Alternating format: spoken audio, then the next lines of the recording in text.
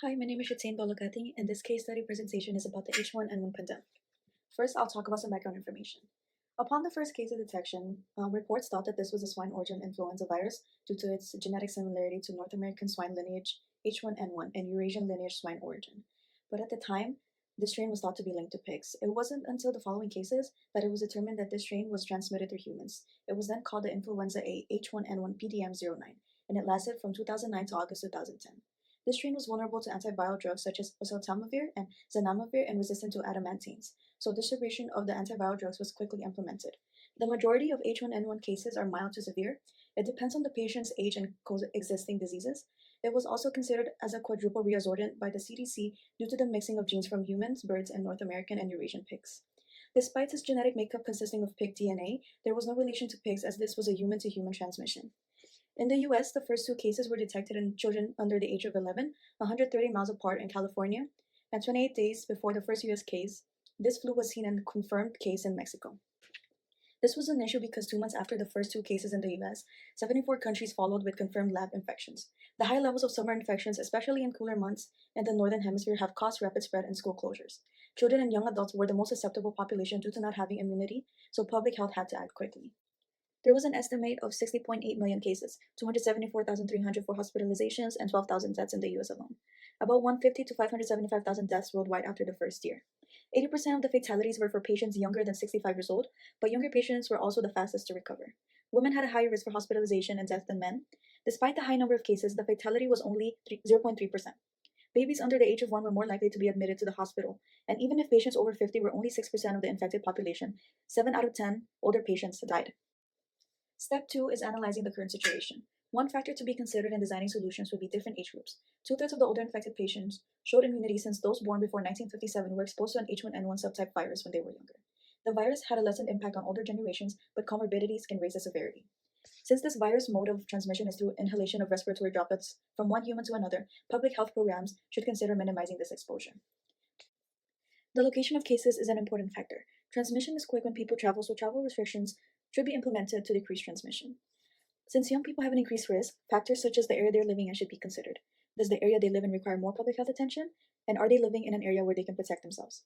A person's unsanitary environment can place them at an increased risk of infection. People experiencing healthcare inequity should be assisted by public health to get the treatment they deserve and ensure that they're able to recover like their counterparts who have access to healthcare. Businesses should utilize plans surrounding the information provided by the CDC so that they are prepared for lower productivity, while suppliers might be short in stock due to the high in demand products. Cultural practices. Effectively implement an action plan that won't disturb and disrespect people's cultural practices.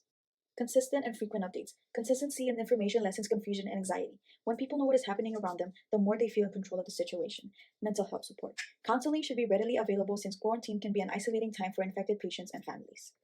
This slide analyzes the strengths, weaknesses, opportunities, and threats of the H1N1 pandemic. The CDC had an ongoing influenza surveillance project and clinical study that helped with early identification and containment of the new variants. So this meant that there was faster vaccine development and faster response. The gene sequencing for the virus was published for other doctors around the world to see. There was also proactiveness since 50 million treatments were purchased, and there was also a travel health warning. There was a collaboration, coordination, and communication among public health programs to contain the spread of the virus. A weakness can be unawareness of the susceptible population and age group and uncertainty with the effectiveness of the vaccines. Development of vaccines should take factors such as genetic makeup of the virus and safety into consideration. An ineffective vaccine can instill doubt among people and also hesitation, which might not make them want to take the vaccine. No vaccine also means continuous decrease in business productivity and a surge of infected patients overwhelming hospitals. An opportunity would be health networks around the world are able to establish their relationship with each other for prevention of future pandemics. If they have better coordination, then they are able to respond faster for the next pandemic. The determination of effective vaccine distribution. This is an opportunity to know what works and what doesn't with the vaccines. There's also an increase in research opportunities, and the coordination between the public health programs can stimulate public health growth. This could mean like an upgraded influenza preparedness and response capacity. Threats. New strains of influenza can continue to mix genes with existing variants to create a subtype. This can be a threat because new strains requires different treatments, which can be costly for both public health programs and hospitals. The economy is also impacted from job loss and decreased GDP. Infodemic is the release of too much unreliable information, which delays the progression of an action plan. The CDC's mission statement basically says that they want to protect and support the health, safety, and security of Americans in the US and internationally. Their goal is to save communities and lives by responding to health threats efficiently through science and research. WHO's mission statement is Health is not simply not having a disease, but also having a complete state of physical, mental, and social well-being.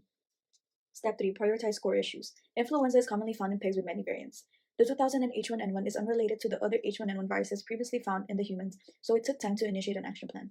H1N1 is caused by 2 or more influenza viruses swapping genetic information. 6 out of 8 of the genes found in an H1N1 virus is also found in the virus infecting pigs. Molecular evolution. The virus evolved in nature before it was detected in humans. Core problems. Spread of the virus is rapid because of the susceptible population's immunity is weak. Opportunity is improved response and education for future public health threats. The image on the right shows the gene segments of the H1N1 virus in the circle, and the host of each gene segment can be seen on the left side. Step 4. Analyze alternatives. The following are the solutions to the pandemic. Limit exposure by not touching your face, social distancing, and washing your hands often. Infected patients should be isolated to contain the virus and prevent the spread. PPE must be implemented with the following factors above, otherwise it will be useless. It's also important to be educated on proper usage of PPE so that the effectiveness increases. And finally, distribute different kinds of vaccines that have been tested and improved globally. Social ecological model. Interpersonal level factors that increases or decreases the likelihood of someone getting infected are their choice to wear a mask, their choice to social distance and quarantine, their comorbidities, and their vaccine acceptance play a huge role in whether they will get infected or not. Interpersonal factors influences decision making. People are more likely to get the vaccine if their families get it, but if the people around them are scared, then they will also be scared to take the vaccine. This can result in a low vaccine uptake. Community members such as physicians recommending vaccines increases the uptake. At a community level, there should be improvement in people's living conditions, whether it be healthcare equality or accessing resources. Finally, societal. Healthcare inequalities can result in only some people receiving the vaccines. Governments should create policies and enforce laws that strengthens people's financial security and laws that promote community well-being. One alternate solution is promoting vaccine through leadership in an organization, for example, role models. This targets interpersonal levels since people's beliefs and attitude towards the vaccine will change after seeing their role models get it. Second is health education intervention that promotes learning the benefits of vaccines and transparency of vaccine content, which will allow people to be more comfortable with getting the vaccine since they are not completely clueless on what they're putting in their vaccine free of charge or reduced price. The CDC had the same idea of giving healthcare personnel free vaccine and incentives so that the public is encouraged to take the vaccine, since people are more likely to get the vaccine if it is within their budget range. Giving it at a reasonable price or even free allows for equity since everyone can get it. People will also see that public health interventions are aimed at prioritizing everyone's health, not the profits. The second recommendation is reinforcing respiratory hygiene, such as hand washing frequently, disinfecting surfaces, wearing masks, and quarantine. With this, the chances of human transmission is reduced while also protecting the most susceptible group. Reinforcement of proper etiquette means less infections and hospitalizations, allowing healthcare workers to focus on treating infected patients. When you are protecting yourself, you are also protecting others. The final recommendation is limiting visitor access in hospitals and strengthening social distancing policies. When people make hospital visits, they are putting themselves at risk for getting the infection while also exposing the staff and patients. Some of them might even come in with underlying conditions that can worsen the infected patients. With limited visitors, healthcare providers can focus on providing the best care treatment for their patients. There's also less resources being used. Step 6 is establish an action plan. So how do we implement the solutions? First, we can limit transmission by enforcing quarantine policies, mandating masks, wearing PPE, and providing sanitizing stations. This will be implemented by the WHO, CDC, and operations managers. Second, public health funds should be increased by the Department of Health and Human Services so the vaccines can be distributed for free, more research can be done, and death rates by disease can decrease. Finally, virtual meetups can be set up by family members to keep in contact with families in the hospital to limit the visitation, or the Department of Public Health can publish guidelines on visitations. Timeline. This will be weeks after the first case is detected. 1 week after, monitor areas with infected cases. Find out if it's a multi-state breakout, how fast is the spread, and how severe is it. 3 weeks after, begin the mandate of masks. Implement travel restrictions, begin the development of vaccines to fight the virus, and start contact tracing. 6 weeks after, the Department of Public Health should work with pharmaceutical companies and local governments to reduce the vaccine price. At the same time, the public should be advised to reduce hospital visitations by providing options such as electronic updates, phone calls, or proper PPE if they are visiting. 7 weeks, vaccines should get approved. On week 9, the H1N1 vaccines should be distributed to the public. After week 9, to contain the virus, continue the interventions set in place. Step 7, conclusion and opinion. I thought that the CDC and public health programs demonstrated great teamwork and coordination to get things under control. This H1N1 pandemic helped us with COVID-19 preparedness, and it was handled well by public health despite people being stubborn. They were so able to get the word out and worked quickly to contain and prevent. The fast response set a great example for how pandemics should be evaluated and handled. It also provided a great research opportunity so more advancements in public health can be made. Another case similar to this would be the Hong Kong H3N2 avian flu virus from July 1968 to 1970. There were 1 to 4 million deaths caused by an antigenic shift, which is exchange of influenza genes.